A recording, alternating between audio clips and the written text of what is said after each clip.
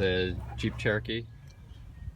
You want to make sure that the engine is cooled down before working on it. You never want to do this on a really hot engine.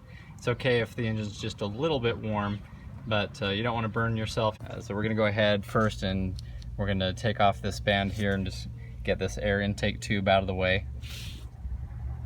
On the side of the intake here, we're going to disconnect this sensor. Just pinch and remove.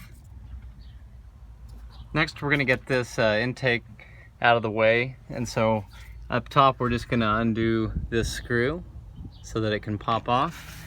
And then we also have some Torx right here, so you'll need one of those Torx bits in order to get onto that.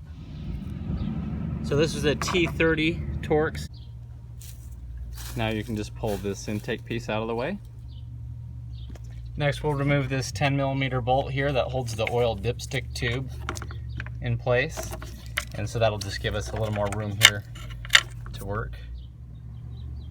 Next, for each cylinder, you'll come and find your coil on plug, or your coil pack, and we're going to disconnect all these. So you just push down here and slide the harness off. Then you take off the 10mm nut,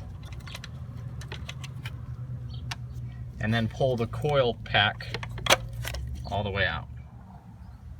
Then just put your coil pack back through here and make sure that it goes over that stud.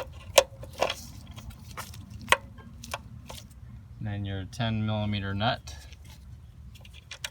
tightens back down on. Then just plug your coil pack back in and repeat that process all the way around. Okay, and then just remember to reattach your 10mm dipstick tube bracket bolt that we took out. You just want to go through now and check all of these coil packs, make sure that they're plugged back in, that you have that 10mm nut back on all of them. And so next we'll put that intake back in place.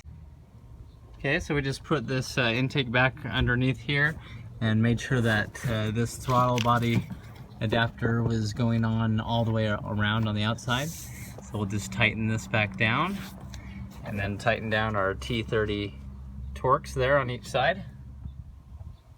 Okay, we're going to go ahead and plug this sensor back in now and reconnect our intake tube here. And then we'll tighten this down. Now if you got a check engine light during this process, you can take your 10mm socket, remove the negative terminal here on the battery, just pop it off. Then if you honk on the horn, that should also help drain the electrical system. But let the car sit for 5 to 10 minutes and then put it back on, and it should clear the check engine light. And it did work on this one for doing that.